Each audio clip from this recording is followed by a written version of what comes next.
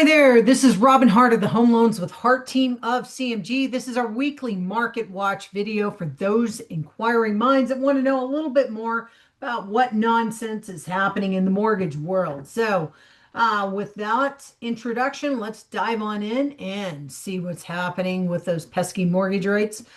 We do try to kick it off with the average rates from over 200 lenders. This is as reported by Mortgage Nuggets. Rates are slightly elevated compared to where they were previously. The 30-year fixed conventional loan average has come in at about 6.34%. Now, again, 7-day average from over 200 lenders as reported by Mortgage Nuggets. And then on their averages for the 30-year VA and 30-year fixed FHA came in at about 6.05%. Again, 7-day average. So not rate quotes, but hanging out there. All right. Now, the FHFA director. Now, that is Bill Pulte. And if you don't know what FHFA is, it's Federal Housing Finance Agency. Now, basically, it's an agency that sits on top and manages Fannie Mae and Freddie Mac and has for the last 15 years. All right. They are teasing us with a sneak peek of an IPO that hadn't happened and hadn't been announced yet. So here's the deal. Major announcement from them was that they're going to make an announcement at the end of the year or at the beginning of 2026.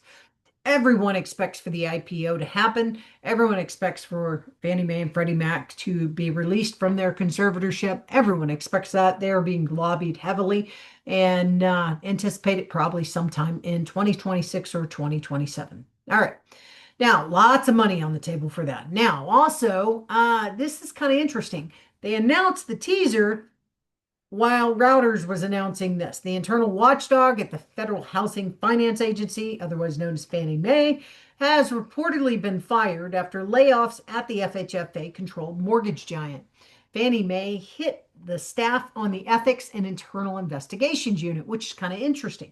Now, this is a profitable industry and a profitable company, and yet they're firing their Ethics and Internal Investigations Unit. The shakeups come after FHFA Director Bill Pulte publicized his criminal referrals over allegations of mortgage fraud against a number of President DJT's foes. Now, these included New York Attorney General Letitia James, Federal Reserve Governor Lisa Cook, who wasn't voting the way he wanted her to, and then you also have U.S. Senator Adam Schiff.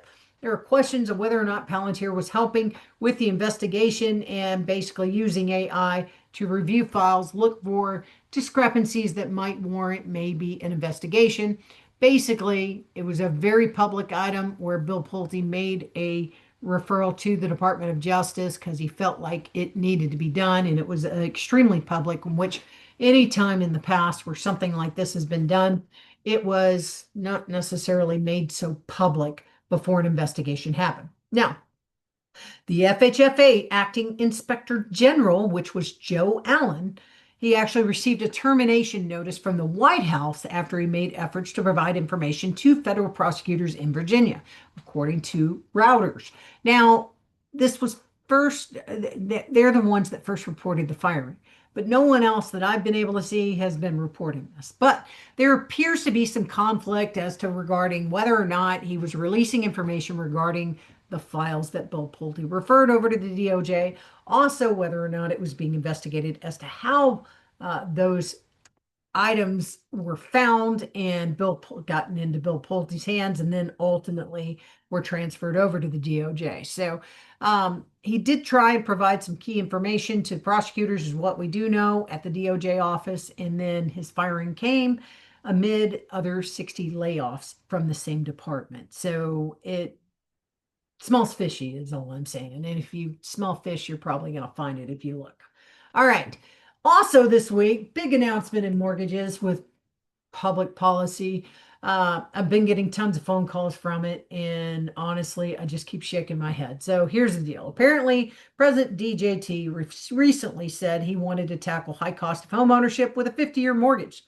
So let's cut through the noise and help you out with this. This is the opposite of tackling high cost of home ownership. It's basically saying, hey, if Mercedes-Benz are too expensive, just lease one. It's just as good. So here's the thing. Never mind that leasing programs for buyers might not be a really good idea all the time.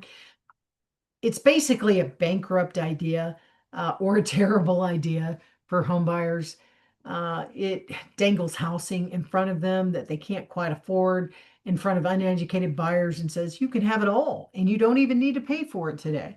Now here's basically the problem. And you can listen to me or toss it out the window, don't care. You do have to pay for it. It's basically a cash grab for banks wanting to charge more in interest. And you see, the longer you have to pay on a mortgage, the more the bank makes, the more you're gonna pay the bank. President DJT, I would love it if you'd focus in on some real problems for high cost of housing, such as high cost of insurance, high property taxes, or maybe the number of houses. Because if you overbuild on houses, ultimately it will drop. But hey, if you think it's a good idea, go for it. I'm basically in banking stocks and pretty much own banking stocks. I work for a bank. It would pay us way more, and I could probably get more in money, more in commissions selling those loans. And I don't want to, though. And I don't think it's good for home buyers, my home buyers, or the economy. So you do what you want. But if you don't believe me, check out this chart: affordability for Americans caught in the political crosshairs. This actually showcases the amount of interest you would pay between a 50-year mortgage and that same mortgage on a 30-year. If you take a look at the interest, it's basically double. Basically double. So if you want to pay twice as much for a house, go right on ahead. All right. Government shutdown over. Yay. But guess what? It takes a few days for the government to get back up and running and get up to full speed.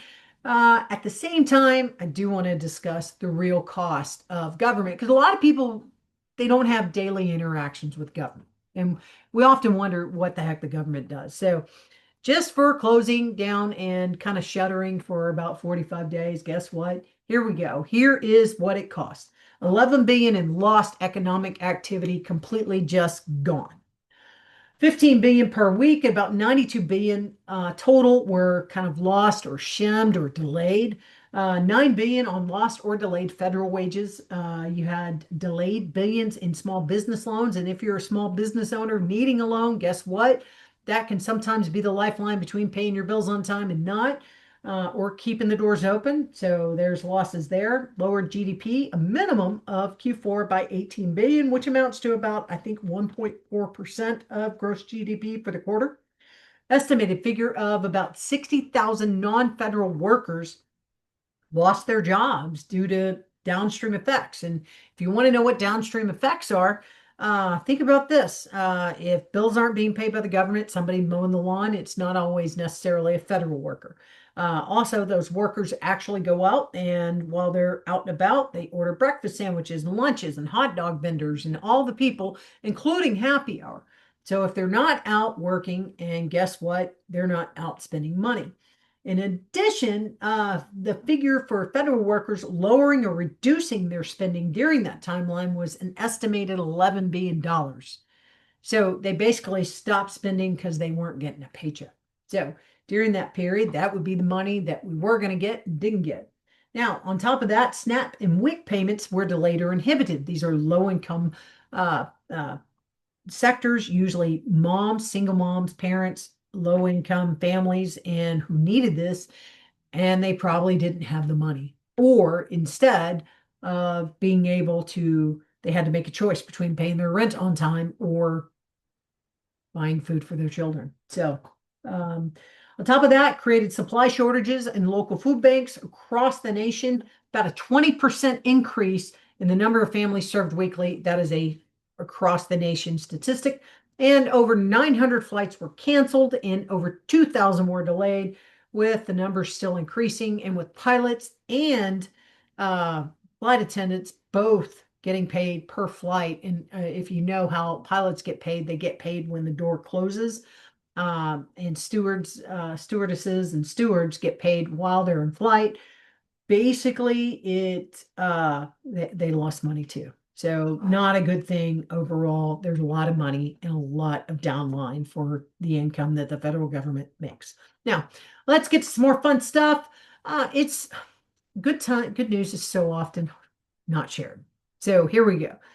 We often don't even realize that other countries are sharing the same challenges we are at here in the US. Take, for instance, the youth mental health crisis that we often forget that other countries are also struggling to find their way in a new technology climate, and some have actually found some pathways forward. Take, for instance, Jamie's Farm, which is featured here. It's on the outskirts of Bath in England, and they found a way to help youth deal with their own mental health crises, which can be fueled partly due to our lifestyles of constant technology and negativity. So, Jamie's Farm is actually a cure of back to old school farm by helping kids connect with nature, the land, and even animals. So, check it out for yourself. It's kind of cool. There's an article. You can follow the link below, but it was a genuinely neat thing to read. Now, here is our meme of the week, and this here is called AI. You ask it questions, and it confidently lies to you. I love that. We always got to be aware, no matter how much we depend on AI, that it's still learning and generating, and sometimes can create some awkward answers that might not be correct. So, moving forward, when is the best time to buy? I get asked that quite a lot. So if you're curious about the best time to buy, well, it depends on you. So give me a call and let's check it out. If you have savings, good credit, you have a job and stable income, then guess what? Might be the right time for you to invest in housing. We do overall have a housing shortage, even though you're seeing homes pop up on the market. That's because of a hesitation, people pulling back in the economy.